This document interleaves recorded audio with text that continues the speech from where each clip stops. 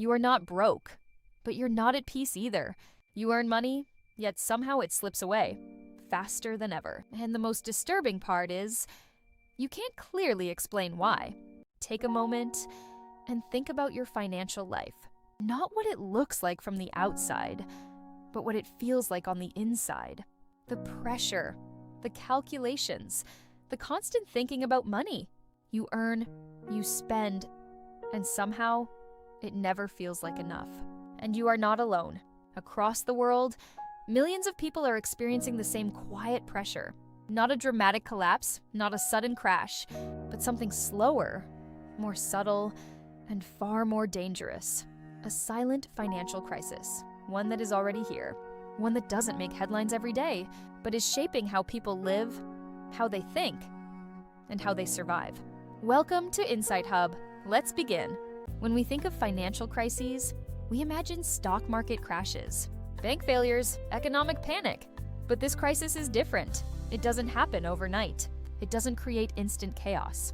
Instead, it builds slowly through rising costs, stagnant wages, and growing financial pressure.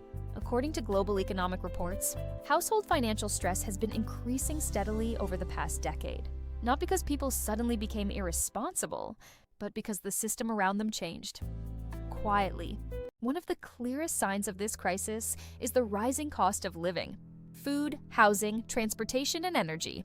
The basic cost of everyday life has increased significantly in many countries. In Canada and the United States, inflation surged sharply in recent years, affecting essential goods the most. Groceries became more expensive, and rent reached record highs.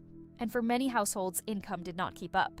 This created a gap between what people earn and what life actually costs. For decades, wages have not grown at the same pace as living costs. Economic studies show that in many developed countries, real wage growth has remained relatively flat, especially for middle and lower income workers. This means something very simple. People are working, but not progressing. They are earning money, but not building wealth. And over time, this creates frustration and financial vulnerability. When income is not enough, people turn to credit. Credit cards, personal loans, lines of credit. Household debt has reached record levels in many countries. In Canada, for example, household debt-to-income ratios have climbed significantly over the years. This means that for every dollar earned, a large portion is already owed. Debt becomes normal. Not a temporary solution, but a permanent condition. From the outside, everything can look stable. People go to work. They pay their bills. They continue their routines. But beneath the surface, many are just managing, not thriving. They are one unexpected expense away from serious financial trouble. A medical bill, a car repair, a job loss, and the balance breaks. Another warning sign is the decline in personal savings. Recent financial data shows that savings rates dropped significantly after the pandemic peak. People are spending more, not because they want to, but because they have to. And without savings, there is no safety net.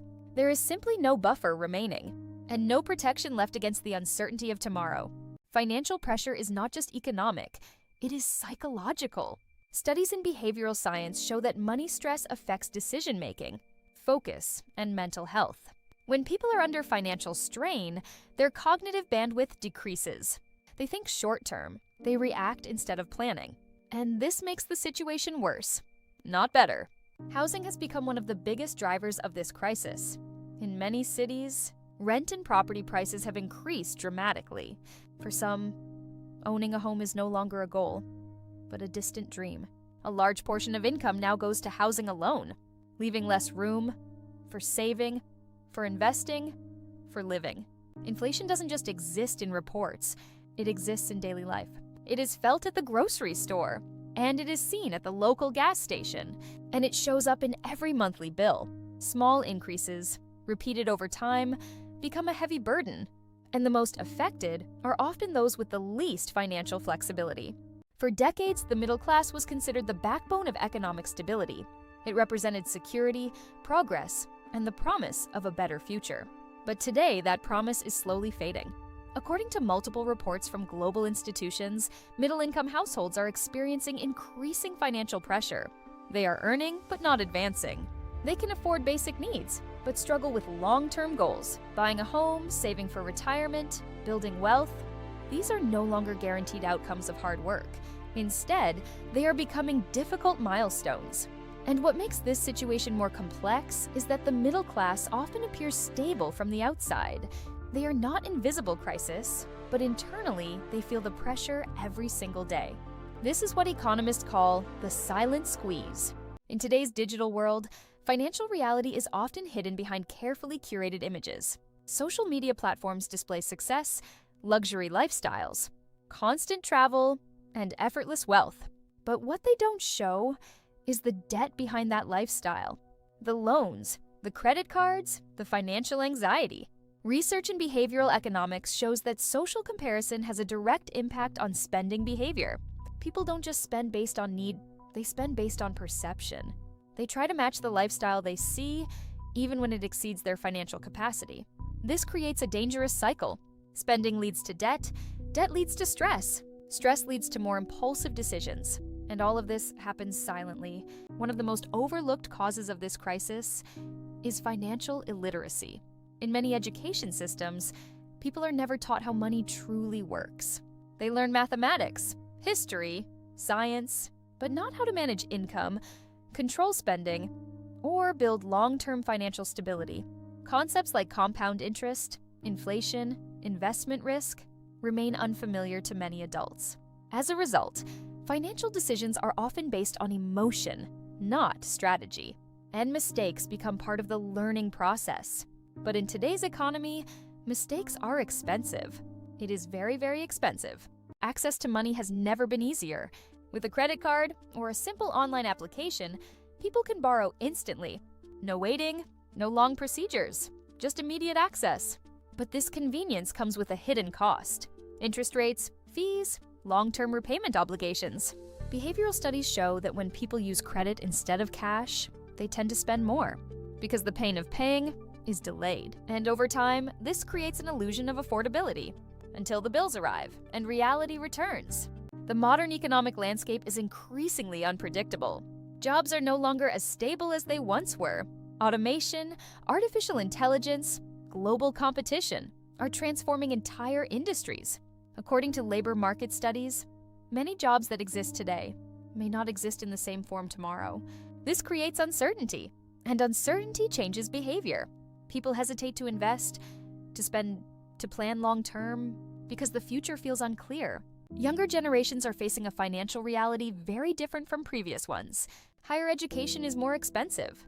Housing is less affordable than it was for previous generations, and wages have not kept pace with these changes.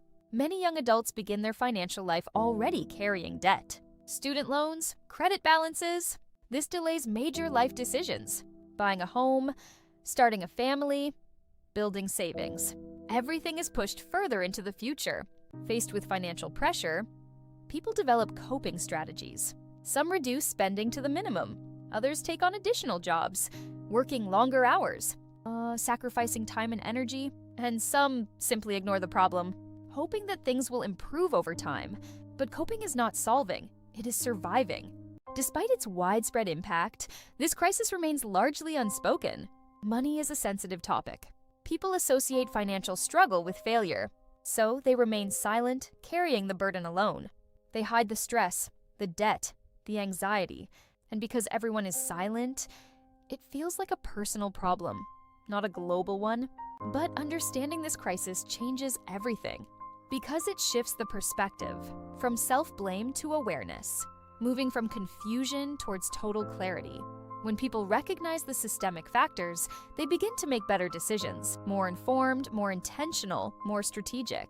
The silent financial crisis is not loud.